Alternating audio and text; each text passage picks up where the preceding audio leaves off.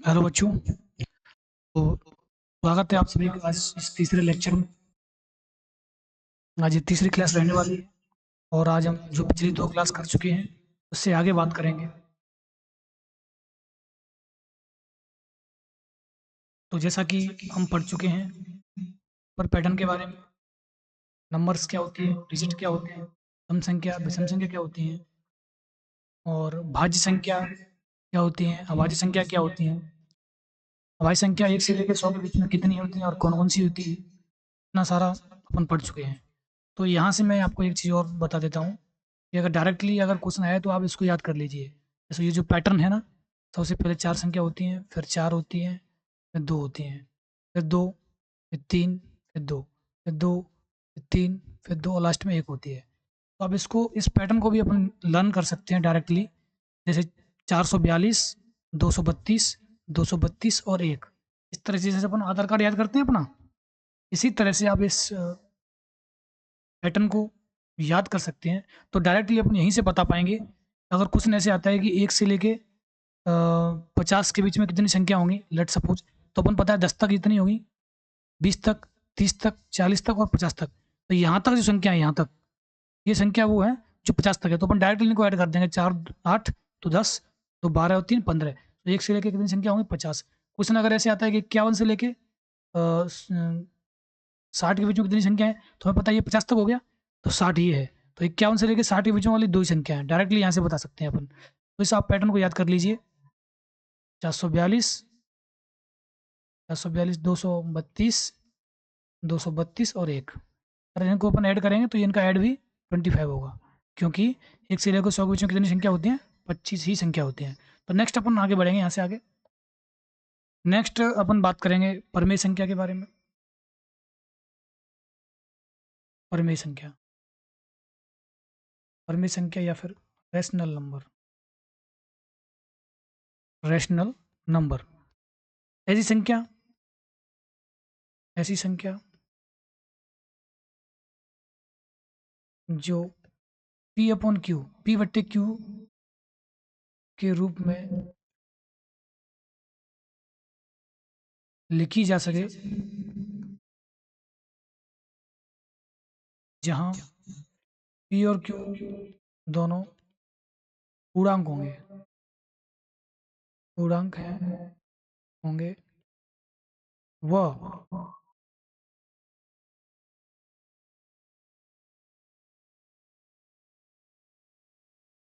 जो क्यू है that is not equal to zero, q zero नहीं होना चाहिए। लेट सपोज कोई भी नंबर, अच्छा इंटीजर क्या होता है सबसे पहले आपको बता दूं। इंटीजर जैसे जो नंबर लाइन होती है ना, नंबर लाइन सीधी संख्या रेखा, बीच में इसमें जीरो होता है। इधर पॉजिटिव नंबर होती है 1 2 3 4 5, ऐसे चलता रहता है कहाँ तक, पॉजिटिव अनंत तक। इधर नेगेटिव नंबर होती है -1, -2, -3, -4, ऐसे चलता रहता है। ये कहाँ तक जाएगा, माइनस के इन्फिनिटी तक। अच्छा, तो जो नंबर होती है, जो पॉजिटिव, जो नेगेटिव नंबर और ये जो पॉजिटिव नंबर इंक्लूडिंग जीरो, तो इन तीनों को मिला के, इन तीनों को मिला के अपन बोलते हैं इंटीजर। तो अगर कोई पूछे इंटीजर क्या होता है, तो धनात्मक संख्या प्लस में धनात्मक, धनात्मक संख्या, ऋणात्मक संख्या माइनस की नंबर, ऋणात्मक संख्या, वो जीरो, वो जीरो। इन तीनों को मिला करके, इन तीनों को,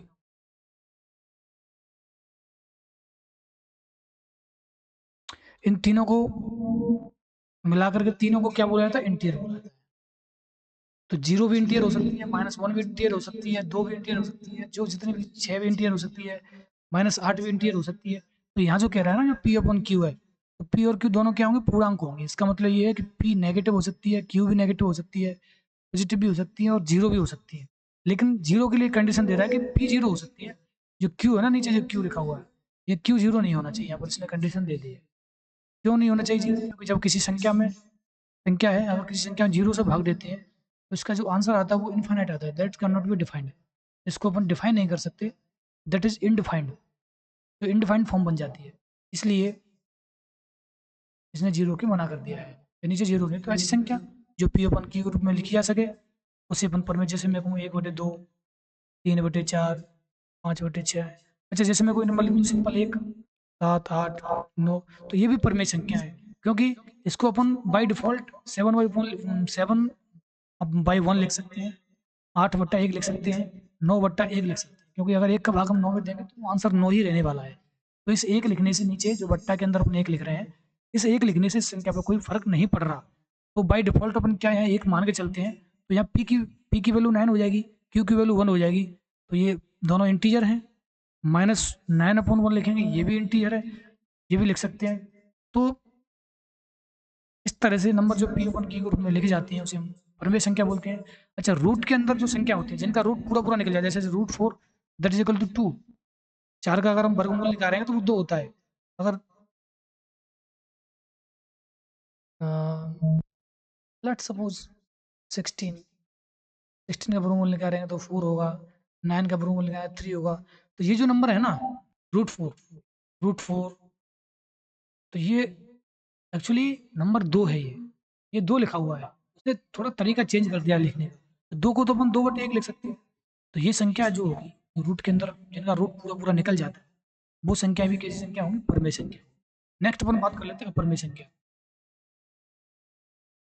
अपरमेय संख्या, तो अपरमेय संख्या ऐसी संख्या होती है जो p/q के रूप में नहीं लिखी जा सके। सिंपल लिखना है, ऐसी संख्या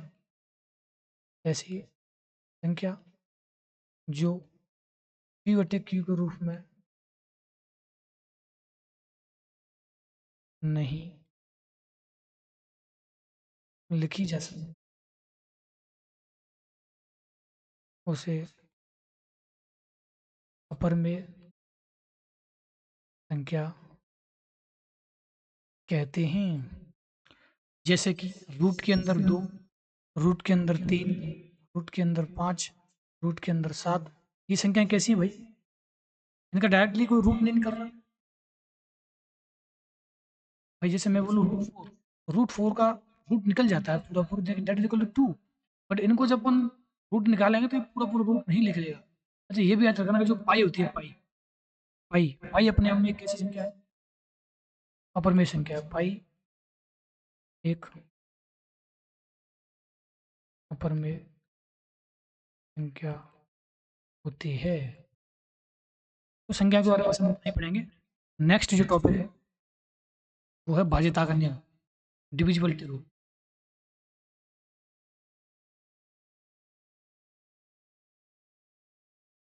भाज्यता का नियम हिंदी में लिख लेते हैं अपन, ज़्यादातर बच्चे हिंदी मीडियम के होंगे। तो सबसे पहले दो की भाज्यता का नियम, दो की भाज्यता का नियम, दो की भाज्यता का नियम क्या होता है, किसी संख्या के लास्ट में किसी संख्या के लास्ट में अगर 0 हो, 2 हो, 4 हो, 6 हो या 8, किसी संख्या के लास्ट में 0, 2, 4, 6 हो, तो उस संख्या में 2 का भाग पूरा पूरा चला जाता है। जैसे मैं बात करूँ, कोई बड़ी संख्या 6, 3, 5, 4, 2, लास्ट में 2 आ गई, आपको इकाई का अंक दिया, इकाई का अंक लास्ट में 0 हो, 2 हो, लास्ट में इकाई का अंक 0 हो, 2 हो, 4 हो, 6 हो या 8 हो, तो उस संख्या में 2 का भाग चला जाता है। जैसे मैं कि 6, 5, इसमें नहीं जाएगा क्योंकि लास्ट में 5 है। मैंने कि 6 चला जाएगा, 80 चला जाएगा, 1973 नहीं, इसमें नहीं जाएगा, 198 चला जाएगा। तो जिस संख्या के लास्ट में 0, 2, 4, 6, 8 हो, तो उस संख्या में 2 का भाग चला जाता है। और जिस संख्या के लास्ट में ये डिजिट नहीं हो तो उस संख्या में 2 का भाग नहीं जाता। सिंपल, बस इतना ही याद रखना है। नेक्स्ट अपन बात करेंगे 3 का डिविजिबिलिटी, 3 का नियम। डायरेक्टली लिख देता हूँ मैं, हर बार लिखेंगे 3 की भाज्यता का नियम। आप समझ गए ना, 3 का नियम, 3 का नियम मतलब 3 की भाज्यता का नियम। तो अगर किसी संख्या के अंकों को जोड़ने पर,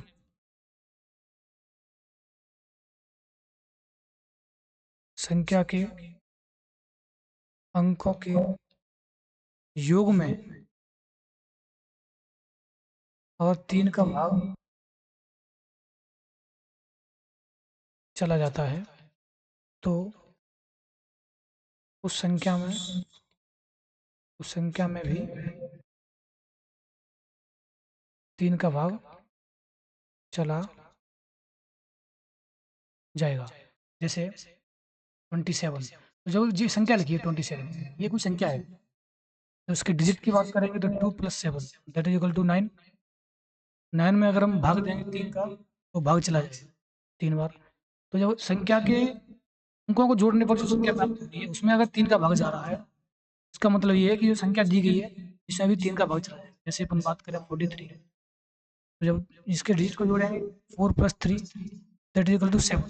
7 के अंदर 7 में 3 का भाग नहीं जाता, 7 में 3 का भाग नहीं आता, इसका मतलब ये है कि 43 जो संख्या लिखी है इसमें भी 3 का भाग नहीं जाएगा।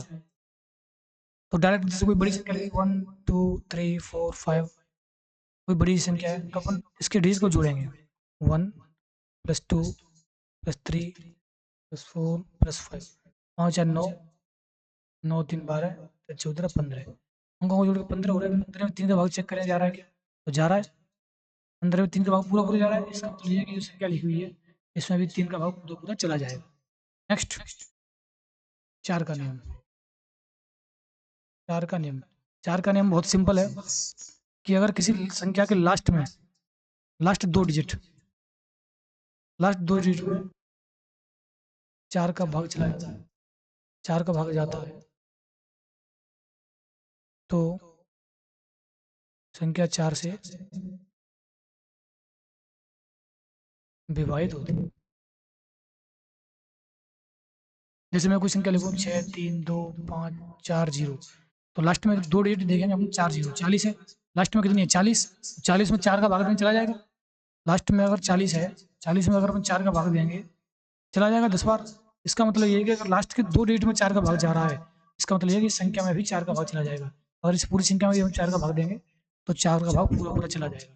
जैसे मैं बात करूँ 520, तो लास्ट में 20 है, लास्ट में 20 है, लास्ट में क्या है 20, लास्ट के दो डिजिट 20 है, तो 20 में अगर हम 4 का भाग देंगे चला जाएगा 5 बार। इसका मतलब ये है कि इस संख्या में भी 4 का भाग पूरा पूरा चला जाएगा। नेक्स्ट 5 का नियम। 5 का नियम, 5 का नियम होता है कि अगर किसी संख्या के लास्ट में 0 हो या 5 हो, अंत में किसी संख्या के अंत में 0 हो या 5 हो, तो उस संख्या में 5 का भाग पूरा पूरा चला जाता है। जैसे 50 लास्ट में 0 है, 5 का भाग चला जाएगा। 75 लास्ट में 5 है, 5 का भाग चला जाएगा। कोई बड़ी संख्या ले लेते हैं 1 2 3 4 5, इस संख्या में 5 का भाग देंगे, लास्ट में 5 है, इसमें भी 5 का भाग चला जाएगा। और कोई संख्या 7 8 6 5 0, इसमें भी 5 का भाग चला जाएगा। 3 2 5 3, लास्ट में 3 है तो 5 का भाग नहीं जाएगा। या तो 0 होना चाहिए या 5 होना चाहिए, तभी इसमें 5 का भाग जाता है। 3 है और 5 का भाग इसमें नहीं जाएगा। 9 का नियम।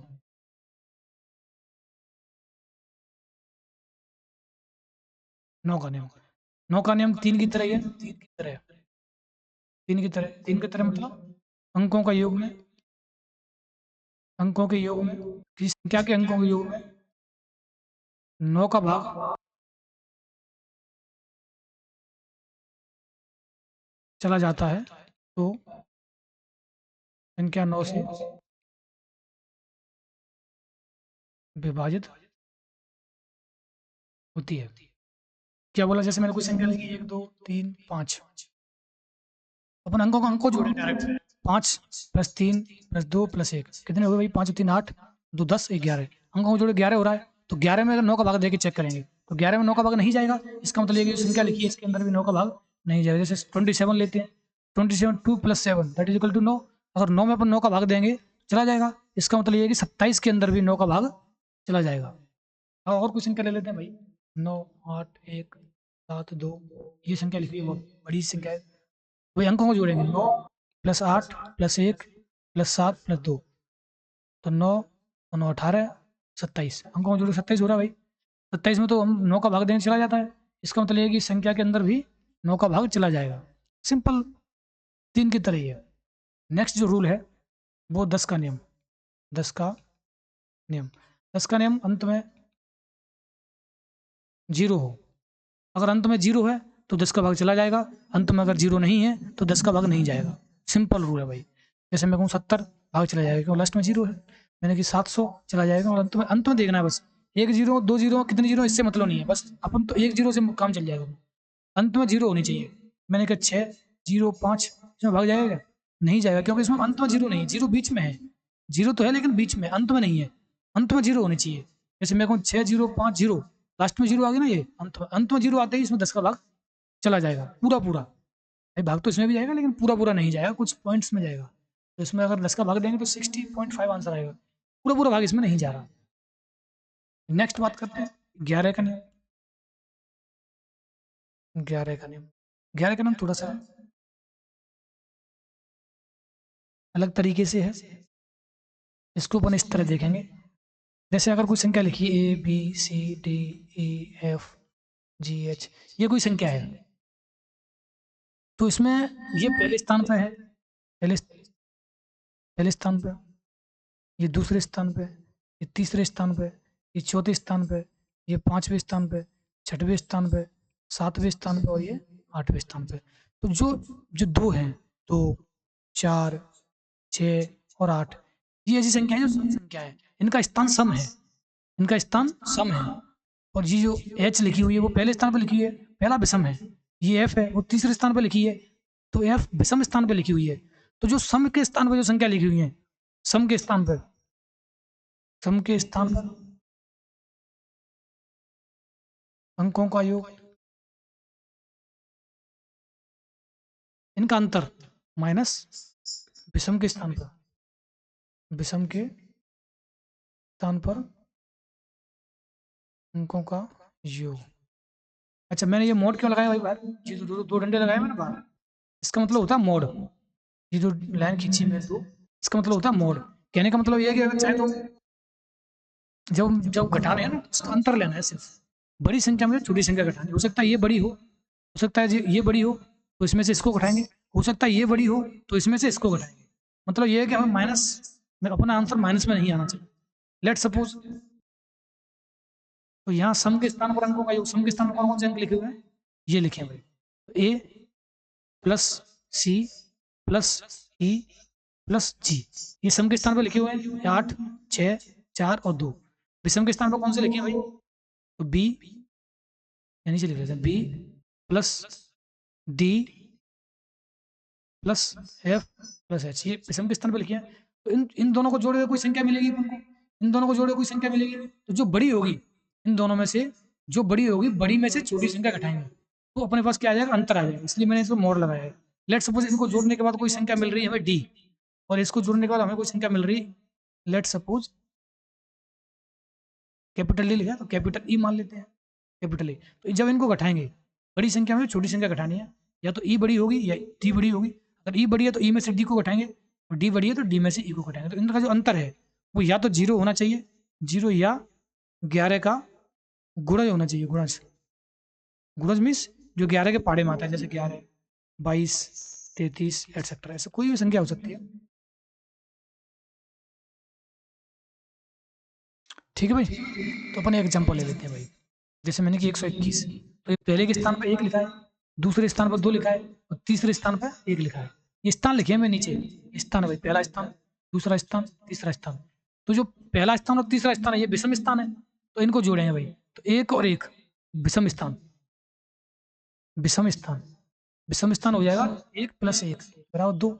सम के स्थान को जोड़ेंगे, सम स्थान, सम के स्थान में तो एक ही संख्या है 2, ये 2 दूसरे स्थान पे आ रही है ना, 2 मतलब सम, तो दूसरे 2 एक ही संख्या है। जब इन दोनों का अंतर देखें, सम और सम दोनों का अंतर देखें, 2 - 2 अंतर 0 है, तो या तो अंतर 0 होना चाहिए, या अंतर 11 का मल्टीपल होना चाहिए, 11 का मल्टीपल, गुणज।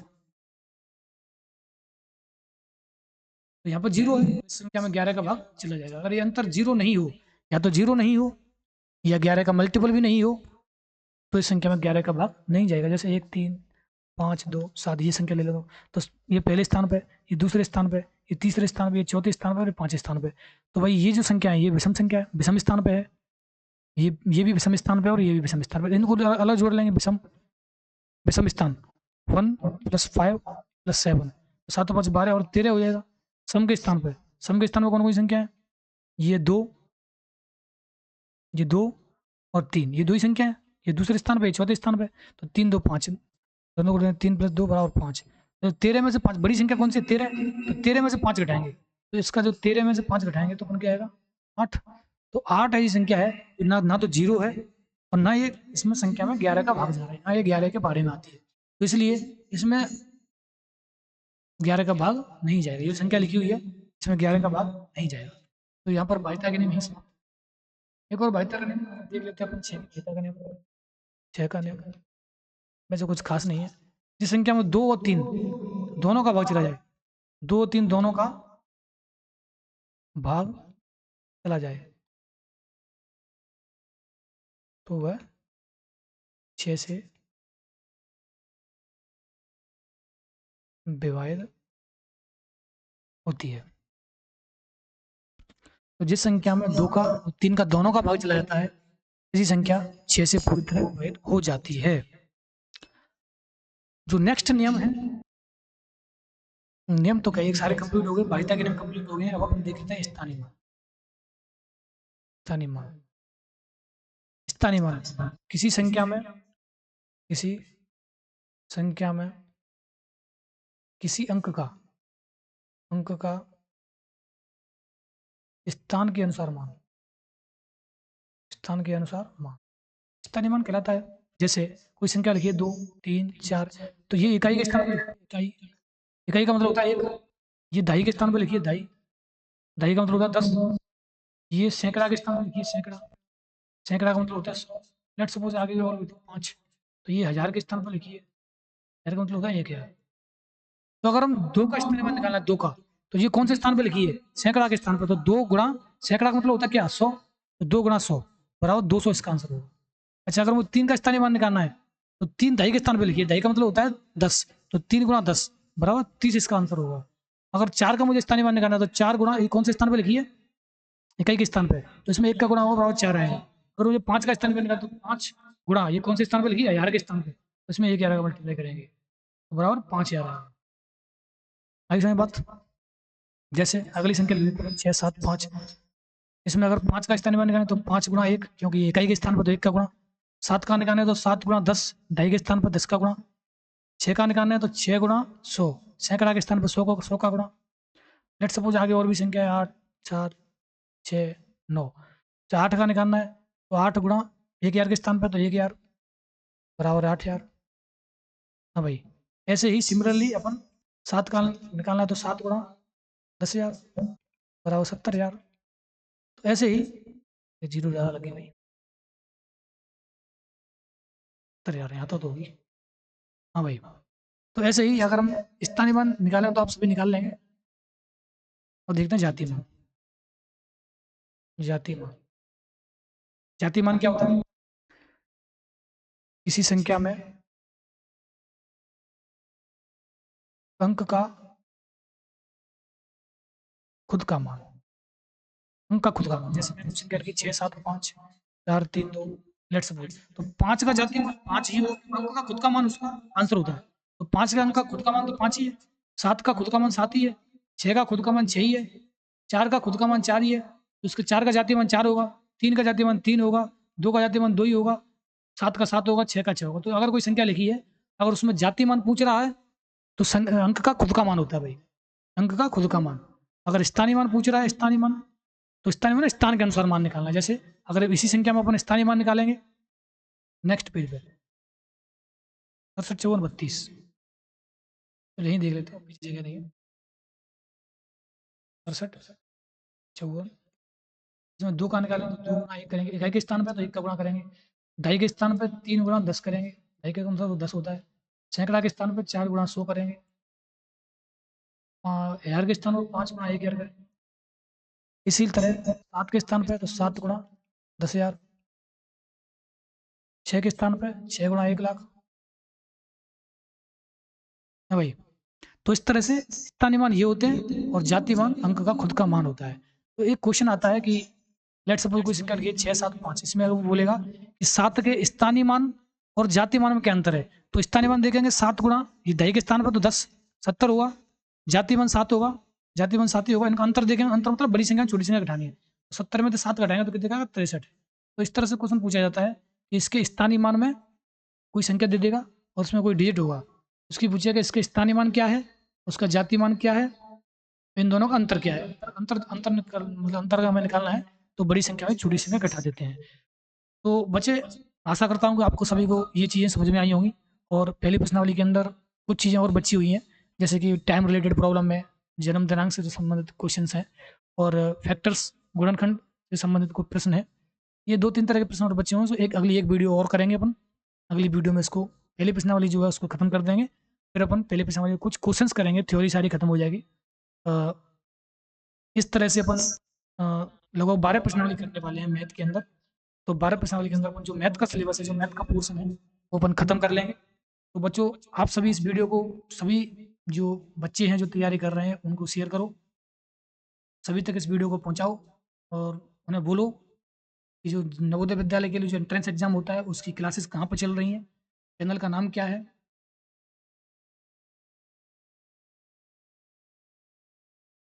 ये जो चैनल का लोगो है, VG India, VG means variety Gyan India. जो यूट्यूब चैनल का नाम है वो वैरायटी ज्ञान इंडिया है। वैरायटी,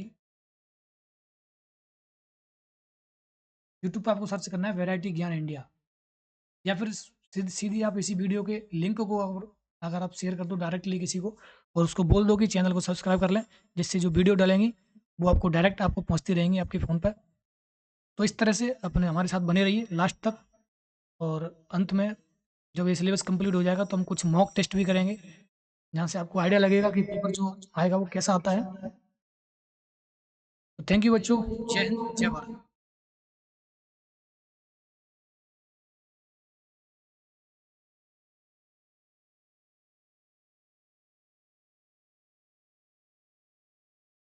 हम्म,